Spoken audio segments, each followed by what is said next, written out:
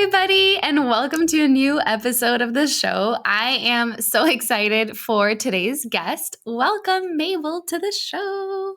Hello. I'm so excited for us to record this today. Let's start with, can you introduce yourself and share a little bit more about your journey and what brought you to who you are today? Sure. So I'll try to keep it concise, but I am a chatter. We like that. So I'm Mabel. I am an integrative nutritionist and health coach, and I empower women to ditch dieting and choose foods that fuel their lifestyle and well-being so that they can live their most vibrant lives. That's so beautiful. I'm really curious how I know that we both did IAN. That was something we found out when we chatted previously, which is really exciting. But how did this journey find you? I know a lot of times we have a personal story that kind of weaves into why we do the work that we do. Yes. And I remember previously, well, it's still fairly recent, I had done a speech about it. So this is still fresh in my mind. So basically, I guess I'll walk you through a little bit of my background. So I was born naturally thin to two immigrant parents from the Dominican Republic. And so basically when I was younger, my parents both worked long jobs, and I would rely on fast food, junk food, and sometimes my mom's cooking. I was really picky as a child as well. So I never learned, the foundations of nutrition. So until I went to college and I put on the dreadful freshman 15, I remember, but I didn't know. So I remember coming home and I was getting ready to go out with my girlfriends, and I put on my favorite pair of jeans and they weren't buttoning. The top button wasn't buttoning. I'm like, okay, this is weird. And so I tried on another pair and same thing. So I went over to my mom. I'm like, Mom, what's going on? Did I gain weight? And so she looks at my sister and I'm like, what? And she's like, Mia, you did gain weight. I didn't want to tell you. I didn't know how to tell you. I'm like, okay, now what? And she's like, well, you need to go on a diet. And it was just an innocent comment. And just being from Hispanic background, that's a very natural thing. I mean, it is really prevalent here in the United States as well, but that was just what you did if you put on weight. So I remember I canceled my plans that night, and I was looking up the quickest way to lose 10, 15 pounds in a week, which for the record, healthy weight loss is 2 pounds a week at most. So that was just outrageous. And so I decided on the grapefruit diet, and I did it because I was home for winter break, and I did it, and, I lost the weight and I felt great and whatever. So I went back to school. And so, what do you do? Once you're on a diet and then you are you get the results, then what do? You never corrected what was the issue in the first place. For me, I was always so active when I was younger. I did soccer, cheerleading, dance, and then I went to college. I wasn't doing those things, and I was eating the same way, which was a lot of mindless eating and junk food and this and that. So I just felt that just started the vicious dieting cycle. And I was in that for, I would say, most of my 20s, and it was just not fun. It just felt like it was continuous. And I feel like I developed so many unhealthy eating behaviors and just an unhealthy relationship with food. So when I came home from school, and I graduated, I was living at home. I remember I put on weight again. And I think it was just, I was in limbo. I was working at Lululemon, which was the biggest blessing because it made me realize that I wanted to go into nutrition. I was working retail there. And so I applied to the NYU program that I'm part of right now. And basically, I didn't get in. There was something in the back end where I needed a recommendation letter. It wasn't communicated that it wasn't going to be written, whatever. Again, another blessing because I wouldn't have gone through my whole full journey had I been in grad school at such an early age. So I applied to IIN. That's when I applied, 2014, and I did the whole program. And then it's just so funny. Like, obviously, you know this too, like nutrition, wellness, health, like it goes well beyond food. Like, okay, we learned all the things at IIN and all that stuff, but I was not in the mindset to kind of apply it to my personal life. I feel like I was still in that restricting and binging, and that whole vicious cycle was still there. And so I ended up like getting a job in corporate at Nielsen. And so that it was fun. I was a membership representative. So I recruited homes for the ratings, and it was great. Like, I loved talking to people, interviewing this and that. So that was really good. But the problem was, I was on the road when people were home, which is when I wanted to be home. So I didn't have that life balance either. I was working evenings and I was working weekends. And so I finally got a job where I am now, which is Televisa Univision, as an inventory manager. So I manage our commercials for one of our networks. And that was exciting. I finally got the work-life balance, but then, give it a year or two. I'm like, okay, this is not what I want to do long term. I wasn't like being challenged. I wasn't doing what I loved. Like, the passion was definitely not there. It's a great field. It's just not for me. So I decided to apply to, well, let me take you back a little bit. So in 2017, I moved into the city and I had a roommate and it was great. And then I started like dating more and I met my now fiance, and he was almost like a mirror to my own eating behaviors. Because another thing is, like, sometimes we have these behaviors and you don't know, like, there's no awareness. Like, no one's saying, like, okay, your eating patterns are unhealthy. You're not like, my eating patterns Yeah. are unhealthy. Let me continue this, like, restricting and over exercising. So I woke up one day and I was like, I'm done. Like, I quit. I need to trust my body. Like, this is the body I've been in for the past 27 years. Like, why do I think it's going to fail me? Like, we have these innate cues, which I later realized, like our hunger and satiety cues. These things are in us. And when we're a child and we want something, like, our parents are like, no, no, like, they let us have it. And we have this relationship that it starts at such a young age, but little things like going on a diet or, just the societal norms, like, make it kind of just get us off track. So I basically decided to do that, and I wanted to continue dating my now fiance, and we were going on dates and going out to eat, and I was like, this is no fun. Like, all right, I'm having coffee with coconut oil in the morning and like a bar for lunch, and that is just not fun. And I started thinking down the line, like, ew, is this the example like I want to give my children one day? And so, like, same with him, he would do all this like over exercising and basically like not eat a lot until we had our dinners at night together. And same thing, I was like, I need to Hmm. be better just for the both of us and kind of help him through his own issues too, and kind of coach us both to developing a healthier relationship with food.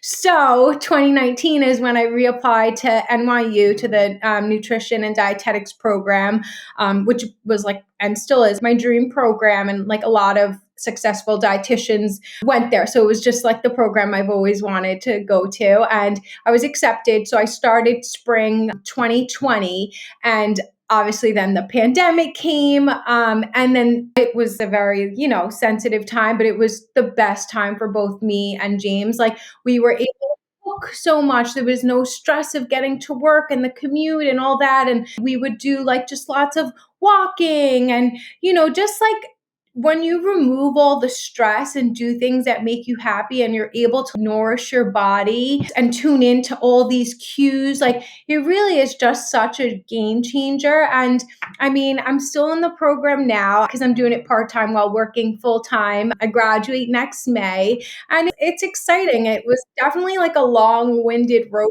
to get me here, but I've never felt like more aligned. Oh, I love that.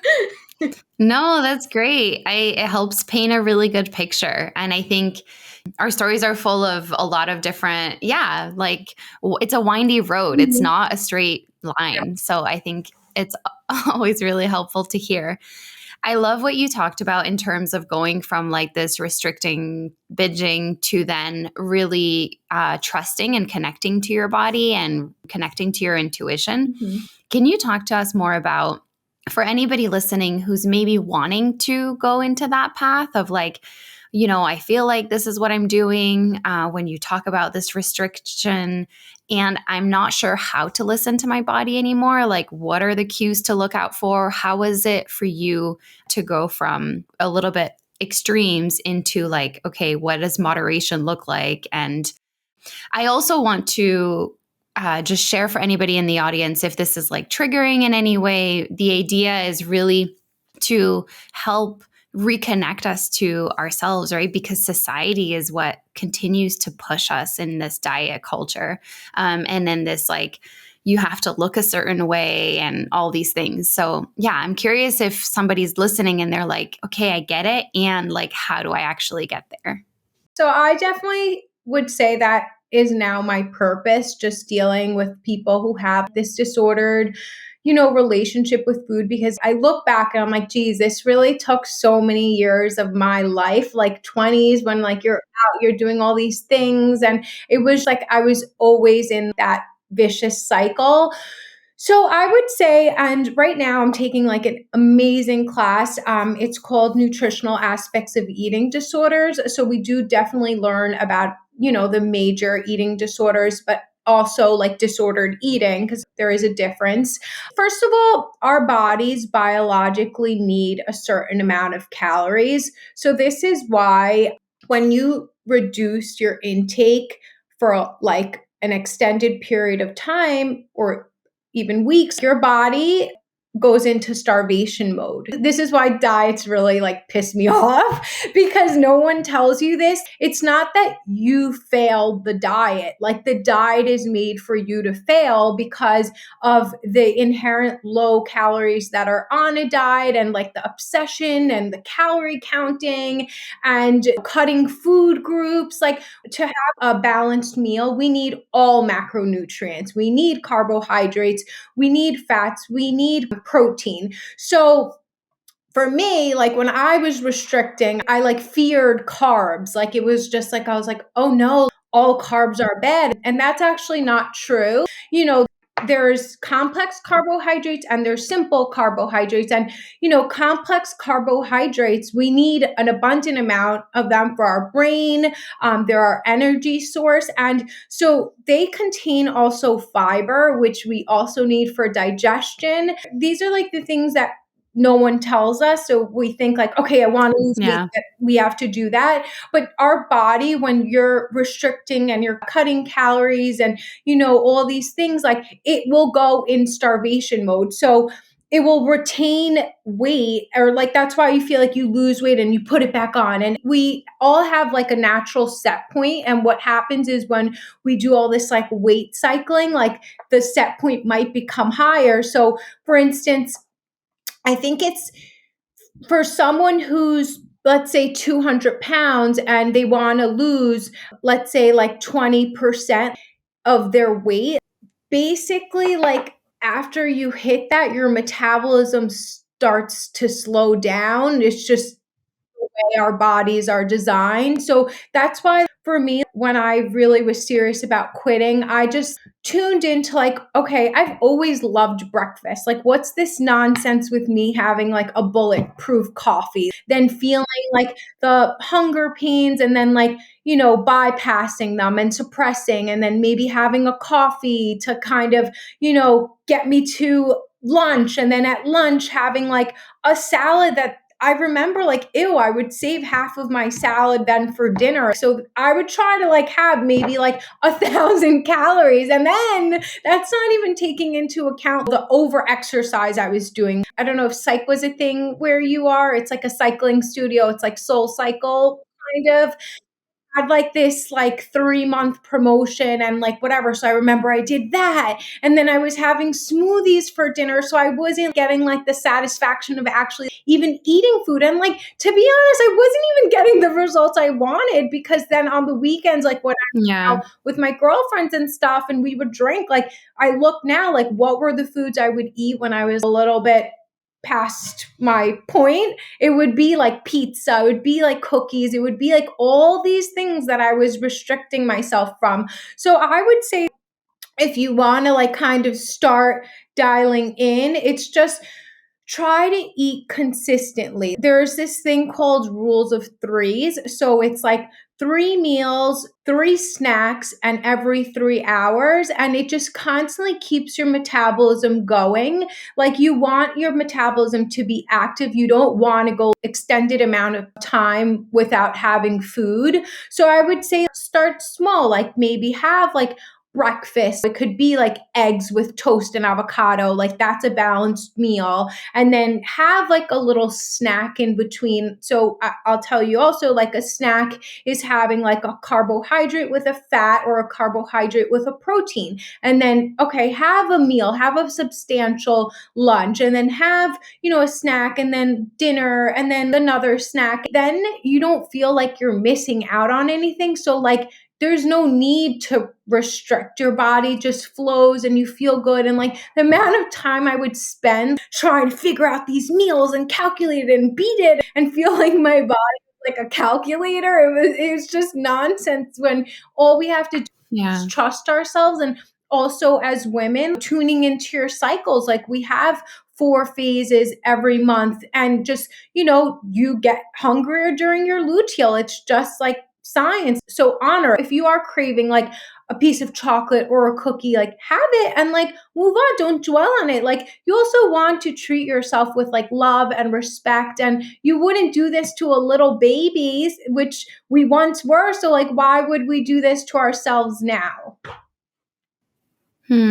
Yeah. I think it's such a complex thing to think about and to help people through because, as you said, it's also not just about the food, right? As you talked about at the beginning, there is like all of the stress component to it. So it's like you might not actually be able to tune into your intuition when you're in an environment that's really, really stressful, or you might not realize that you're, going for whatever it is, or that you're skipping a meal because you're like, oh, there's just too much going on. And then there is the whole like what society views you and how you should be healthy and all the things. Also, like you talk about eating regularly. So I had a lot of gut health issues. This is how I got into IIN because I went through a really tough burnout with a startup that I created here in the Bay Area. And then I was getting bloated all the time. And I was like, I actually got COVID in November 2020. And I was like, oh my God, I'm not bloated, because basically I wasn't eating anything because I was so sick. But there was something being like, okay, the food that I am eating is making me bloated, right? Like there's something going on there. And so I went through this whole lens more from a gut health and like how to fix a lot of those things. And as I've been going through healing that and then understanding that my hormones needed healing, and there's been a lot of weight fluctuation for me. And there's times where I'm like looking back at the journey and photos and things, and I'm like, I right now am at a heavier point in terms of like what the scale says. And I'm internally at a much healthier point in my body where like my gut health is so much better. My hormones are getting balanced. Like I'm still working on my thyroid and on a lot of different things. And my metabolism and thyroid have also been responding to like all the stresses and all the thing that I was going on. And so even though I was eating like a really clean diet and exercising really well, there was that additional component that was like suppressing energy and that was affecting me. But then from the outside, people might be like, oh, well, like she used to look so much healthier. Now she's a health coach. And there's just so much out there, especially as women. I definitely agree. And it's like, same here. Like, I feel throughout my whole restrictive phase, like, geez, in college, I was at like my thinnest, which like I look back and I'm like, geez, I look like emaciated. Like, it was like pretty bad. And then like, like Mm, after, like, I must have fluctuated geez, like 40 to 50 pounds, just like constantly down, up and down. And, I feel like as soon as I started doing, and obviously this is my personal journey, like, everyone has their own journey and challenges and stuff. But as soon as I started just treating myself with more love, I would wake up at like 5 in the morning, 6 in the morning to get a workout in. Like, I hate doing workouts that early. Like, I now realize no, I'm not doing that anymore. So I realized, like, okay, I'd rather do a lunchtime workout or an evening workout. And for me, like, I've just been really into Pilates and walking now, like just more of a low impact, and it causes less stress on my body, and it's what works for me. Like, there was a point in time when I think I ran like 8 half marathons. And when I started grad school for like time purposes, I just can't schedule it into my, itinerary. But yeah, that's a lot. But I like running, but sometimes I question, like, what was my motive for doing all of those? And it was when I was at my heaviest, and I thought, like, in my mind, like, okay, if I run all these miles, and I must be burning these calories, and if I just eat low, and like that whole thing, and like, but not tuning into our bodies for joyful movement, not giving us joy, like in the foods we eat. Like, you can go out to dinner and have a nice glass of wine, bread on the table, like a piece of chocolate dessert. But when you're restricting, you want to do that and you want to do more because your body's like, oh, feed me. Like, I haven't had this all week. And, and honestly, like, the whole thing where, like, okay, on Fridays to Sundays I eat whatever I want, but Mondays through Thursdays I eat clean, that also is a form of restriction as well. I later realized, like, that also, you can have a piece of pizza on a Tuesday. Like, the other day I did like a class around here, and then around, it was like I didn't even eat lunch, but I walked by Van Leeuwen, and they had this like flavor that looked like really good. It was like a banana bread something. And like, I went in, I'm like, oh, can I sample it? And like, I didn't really like it. So I tried this like dulce de leche, like walnut cookie chip, and it was so good. So I got myself like a little cup, and I just like had it when I came home. I would have never done that ever, like 10 years ago, because I'd be thinking like, oh my God, like, I just worked out. I'm not going to ruin my workout. I'm not going to ruin my diet. It's a Wednesday. It was like, no, that's it. I had it. I enjoyed it, and I moved on. And it's just, I feel like once you start to shift your mindset to more of abundance versus scarcity, like, everything starts to just connect, and just your way of living changes too. Yeah, I love that. I think the other thing, the way I really experienced restriction was through gut health protocols and going through so many like elimination diets for SIBO and all these things. And it was just like basically from November 2020 until end of last year, I was on like different protocols and even though I learned all these things, right? And I'm like, connect to your intuition. And this is so much about from an energetic perspective, what I'm about too. Sometimes it's really important to find the right person to work with because sometimes when we're like working with an expert, it can be kind of giving our power away of like, okay, well, you tell me what I'm supposed to, like, you create my meal plan and you create all these things, and then we don't tune in, right? And I had different people tell me different things about gluten, and I could really tell that I felt better off of it, but also I'm French and like literally bread and butter is what I grew up on. So there's so many things because like it was really helpful to then get lab results and understand that my thyroid and like I was on like borders of Hashimoto's and certain markers so that I needed to let go of gluten. And then to also be like, okay, let me try that and understand how I feel. Right. And like just seeing the inflammation lower little by little, it's like, and it takes time because it really, there is so many things on social media. It's like, just stop these things for 2 weeks and like all your problems will go away. And it's really not like that.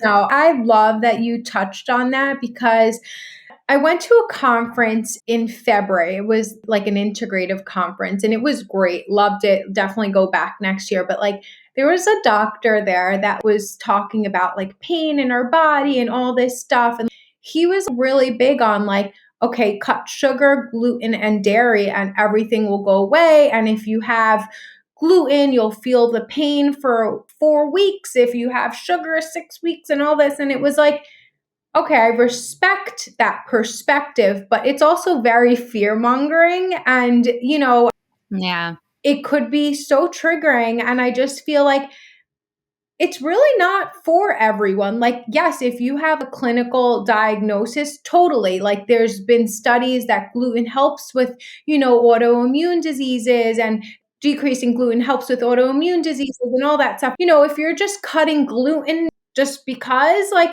there may not be no need. And then you're restricting yourself from something. Like you said, you love bread, but you've seen how maybe not having gluten actually helps your health and your well-being. But if you're just cutting it just because, then you're actually kind of stripping that joy away from it too. So I think being able to kind of learn from professionals, but make your own judgments too. Like, even again, I'll go back to working out. Intense classes like Soul Cycle, they'll be like, push it to the limit, push it to the limit. And you're going and you're going. And it's like, what if you don't want to that day? What if you have your period? I don't want to push it to the limit. You have to like establish your own boundaries with things. And at the end of the day, like, your body best.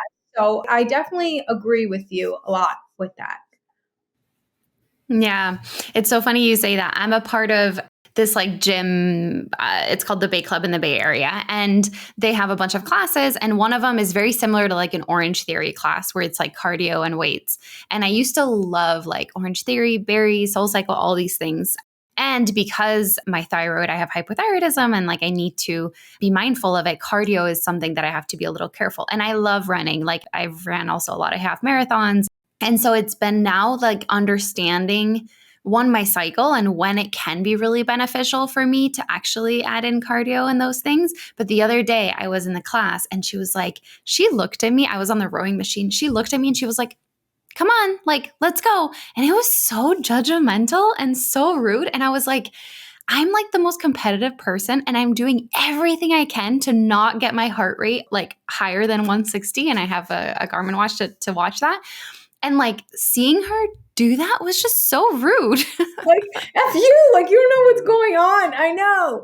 It's true. And I agree. Like, I think there's a time in your cycle when the high intensity exercise could be good. Like, sometimes I just have so much energy and I'll go to Barry's down the street and it's like, it feels so good. And again, it's a celebration of what your body can do. Like, for men, it's different. They don't have all these, cycles and Yeah. phases and all this stuff. But like for women, like, it's the little windows where you can actually push your body to whatever limit is your limit. And yeah, then there's times where it's like, don't tell me to go faster or to row or to, it's like, no.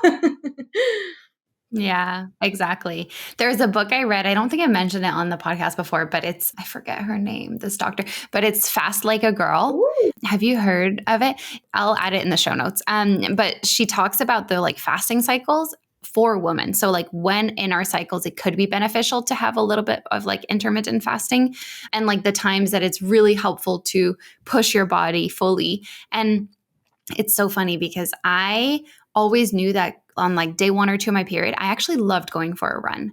And it was like helpful for cramps and all these things. And then I worked with a like Ayurvedic doctor who was like, no, like on your period, like don't do anything. Like you need to like stay in and don't do anything. But then I read this Fast Like a Girl, and she talks about how like day 1 through 5, you actually like is the best day to run a half marathon in terms of what's going on with your hormones and that you can like push yourself. And I was like, oh, okay. So like I stopped listening to the fact that going for a run on my period, even though I really don't want to, actually really helps my body because somebody else was like, no, in like our traditional culture, it doesn't happen this way. To then read something again, being like, oh, right. Like, yes, I actually really felt what she was saying. Right. No, it's true. And I think things like this happen all the times. I'm with you in that when I have my period, I need to move. Like I can't just sit here and I just feel like very sluggish and it's not good for I guess my mental health, my physical health. So I go on like long walks when I have my period and I love doing that. But it's true. And I think it just is very telling of like why people who aren't in like the nutrition field can be so confused because they they get like these different opposing views all the time, and they're like, now what? And this is when you tune in and you're like, okay, like, you know what, like I have both like sides, and I'm going to make an informed decision about what's best for me.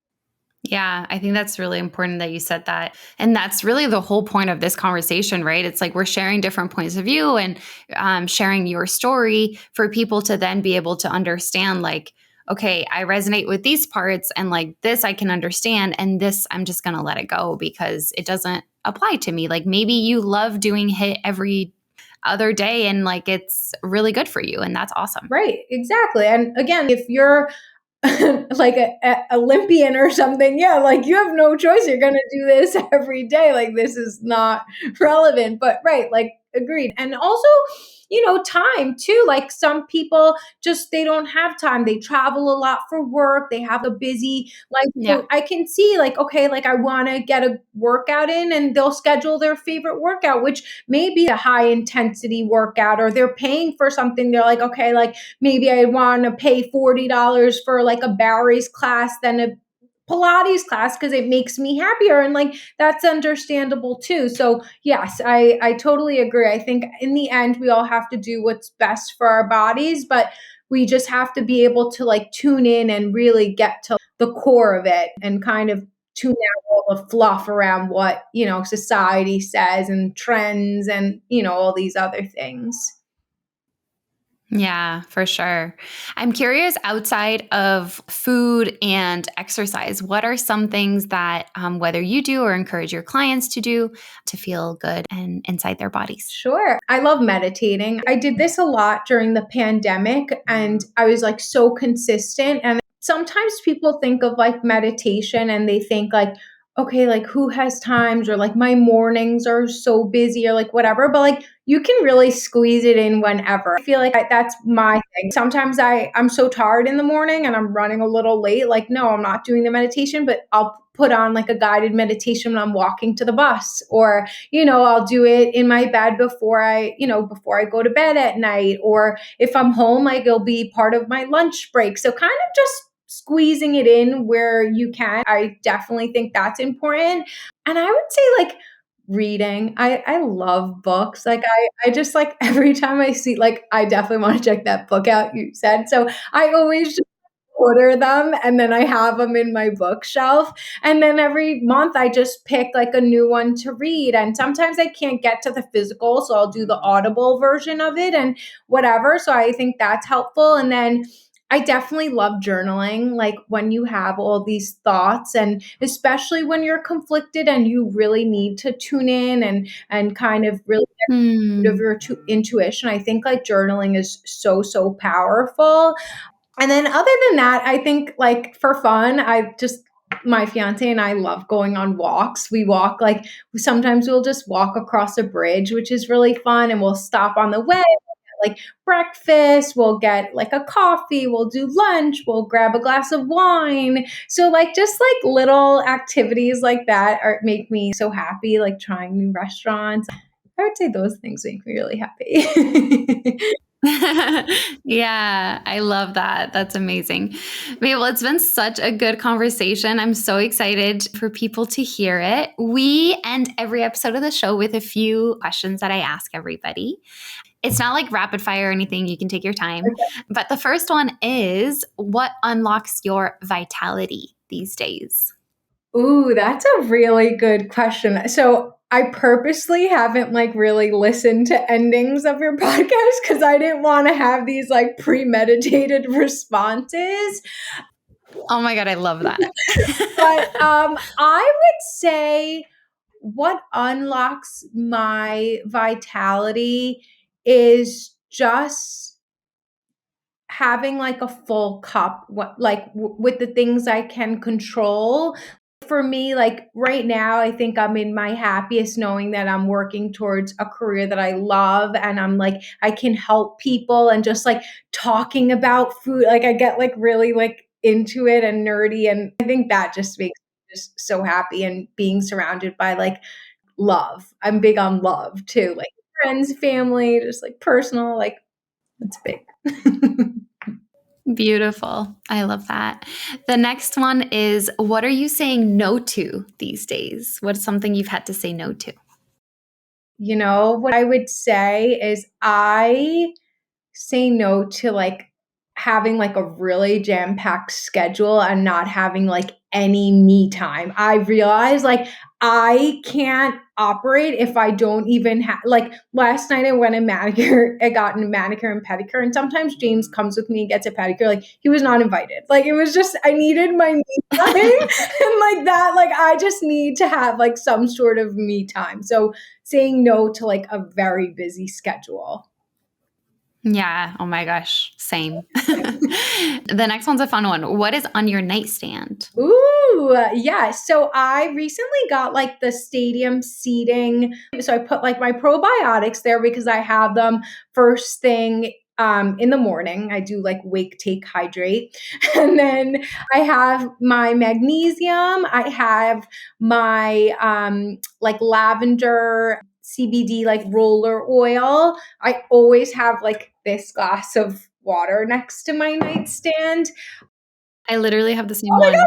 God, isn't it the best? Yeah, it's fun. First of all, this is like $2 and like it has like the metrics here so you can keep track of your water intake. It's like I can't get enough of this. So I would say that, and then just like my lamp, a book, my phone, and that's it. Yeah, love it. And for people who are not watching and listening, it's just like the really big mason Yeah. jars, the What is glass. it? 32, is it? 32, I think it is. Yeah, 32 ounces. Yeah, I love that. The last one is, if you could give your younger self one piece of advice, what would it be? Do not restrict. Do not restrict. Mhm. Do not restrict. And also just always follow your heart with like every different aspect of life and your intuition, like when it comes to relationships, when it comes to careers, when it comes to friendships. That for sure, that would be my advice. Yeah, I love that. That's amazing. We will add all the info about where to follow you and everything in the show notes. But is there anything that you want to share about how people could just follow your work and get involved? Oh yeah, for sure. So my Instagram is like at underscore beauty in the greens. And I have a monthly newsletter. It's linked in my bio. That's my like first baby. Don't have babies. Like Aww. I love it. I was a journalism major, so I pour my heart into it. And I periodically take one-on-ones too. So I would say those are mainly it. Awesome. Well, thank you so much. It was such a pleasure to have you on, and I can't wait for everybody to listen to the episode. This was so much fun. The universe really had our back last week because I feel like this was just more flowy anyway. And yes. 100%. I agree. All right, guys, we'll see you next week. Thank you so much for listening, and I hope you loved this episode as much as I did. If you are enjoying the show, please feel free to rate and review, share it with a friend. This is truly how we are able to grow. So whether you are listening on Kajabi directly, on Spotify, on Apple Podcasts, or on Google, any way that you can just share it with a friend, and even through social media, letting us know what you loved about it, what you got out of the episode. And if you haven't yet, you can subscribe or rate and review depending on all the places that you get your podcasts. But I just wanted to say a big, big thank you if this is the first episode you've ever listened to, or if you've been here for a while, or if you've been here since the very beginning. Unlocking My Vitality has been a beautiful journey into learning, actually. And this podcast has really helped me learn through different people, through your feedback, through, just seeing and hearing beautiful women and the work that they're doing and sharing it with the world. So thank you so much for being here, and I'll see you next week. Bye.